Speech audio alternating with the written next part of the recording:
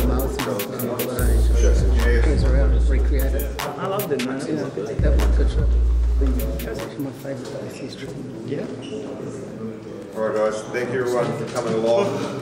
Obviously this is the last chance to get some vision of Joe training, and the first chance actually since he's been back in New Zealand from his camp. And he departs for Christchurch on Sunday, so this is the last chance to ask him any really pressing questions and get some shots on. So fire away guys. Good time back home with the family, Joe?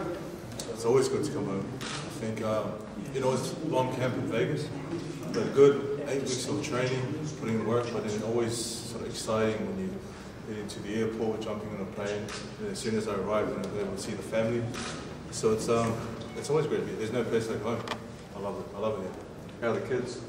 Kids are good. They've grown up so much in 2 months. They come back and my daughter was very shy to see me at first, Elizabeth. You know, so I think she was just shocked. So hey, this guy's back. But it's good. It's good to see the kids, see my partner, and see my parents and family. Oh, and friends as well. And what have you been doing the last couple of days, training-wise and things? We arrived back and then on Tuesday and trained. You know, hit the gym straight away. 2 sessions a day, and then just little bits and pieces around. You know, photo shoot here, another shoot here for someone else, and just trying to fit in. The rest is the most important time now. All the hard work's done, but resting and recovering, make sure the body's peak shape for December 15th.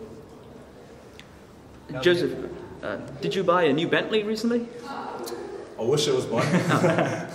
No, it's you know, thanks to Bentley for allowing us to use they're great vehicles. You know, like boxing, it's you know, it matches well with boxing. You know, stylish, aggressive, fast, strong car.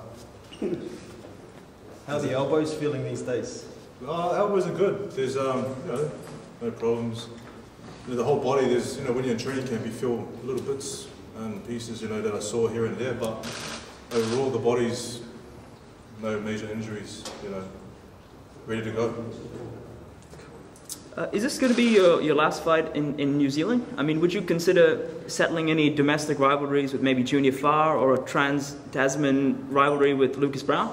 Listen, we're open to any fights and every fight. You know, it's just about this guy in front of us is pretty much the guy that's sort of stopping us from progressing. You know, we need to get past this guy in order to set up the big fights that we want. So if we can't get past him, you know, we're obviously going to drop down and it's going to take longer, but we are going to get past him, which means we can set up bigger fights next year. And, you know, those fights we can make around the side of the world with, like you said, those fighters, but it's just about what makes sense and about what the team's comfortable with. You know, it's not my decision, it's a team decision and what everyone's happy with. You haven't really talked about knocking this guy out too much. Is that a new sort of attitude for you in terms of you're not really hyping things up too much? Yeah, I don't want to really hype it up. I know I got the power to knock him out. I know I got the power to really hurt him, but I'll leave that in the ring. You know, it's sometimes when you say it, sometimes when you go looking for it, it doesn't happen. You've got to relax and let it flow naturally, and things when it flows naturally, you know, that punch will land. And when it lands, it'll be dangerous. You'll be crying. You know, the dust is still settling on the Wilder Fury fight. I think, you know, for so much drama in that. Both those guys had to sort of come through a lot of adversity. I know that you have as well previously in the Dillian White fight. Is that? I mean, how important is that ability to dig so deep? You know, after watching that fight, not only was that fight good for the heavyweight division, but good for boxing. It was exciting. You saw a big puncher, you saw a boxer, you saw, you know, they both went through adversity, you know, and Tyson went through the most, you know, going off for 2 years, coming back again. So it just shows that anything's possible, and it just gives you extra motivation. For me being there, I wanted to be in the ring fighting them.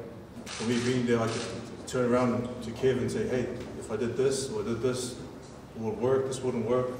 And so it's seeing that, just give me an extra push. You know, I really want to be in there, and I want to fight these guys one day, but we know the steps to take to get there. Who did you have winning that fight? Me, I had Fury winning the fight, my own opinion. I know everyone's opinion is different, but I had him winning the fight. But it just makes it that much more exciting for a rematch, you know, because of all the drama that was involved in the fight.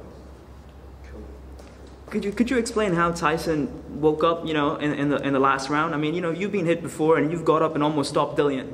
Could you explain maybe what's that drive that it takes to get up? Oh, listen, I didn't think he was going to get up, so I can't really explain what he was going through. I mean, he looked like he was out for the count, you know, but it just shows the willpower that he had.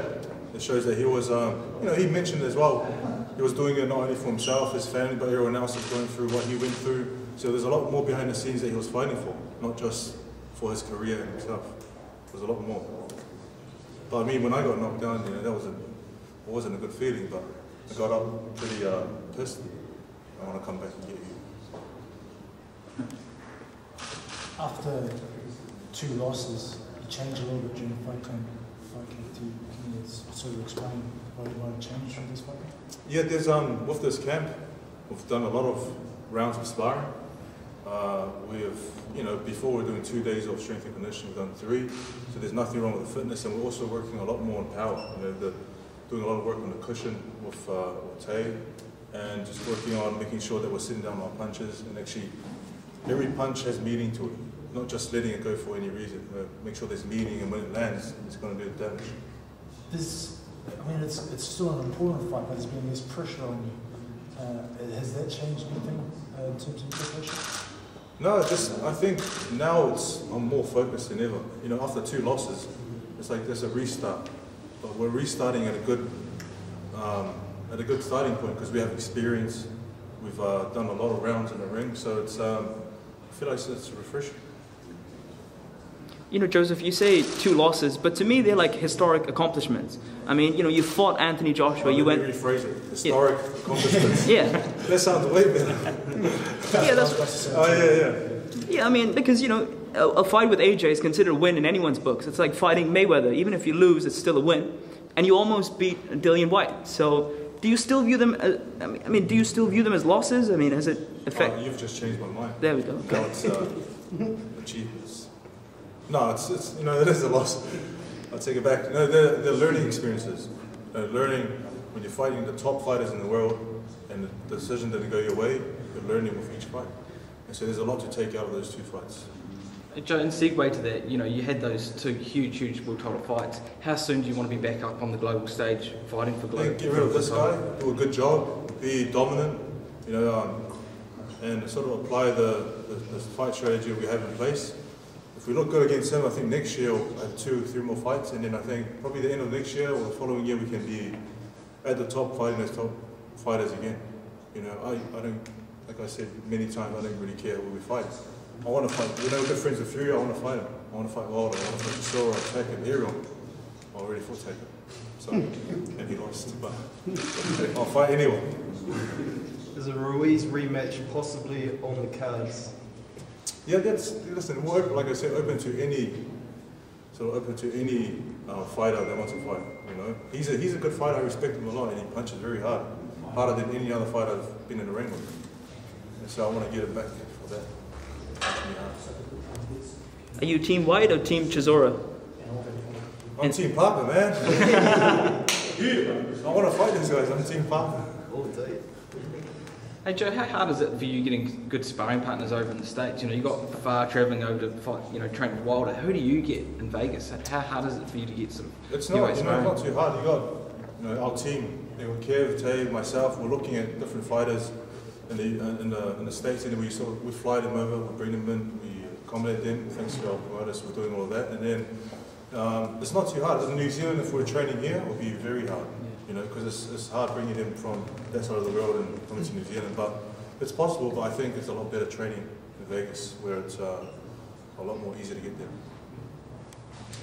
Okay, guys, anyone got any last pressing questions? Just where you want to get in? We'll wrap it up there and we'll get KB. Let's get everyone.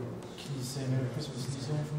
Hey New Zealand, just want to wish you a Merry Christmas and Happy Hey New Zealand, just want to say Merry Christmas and Happy New Year. My birthday's the 9th of January, just after New Year's. Thank you for the gifts.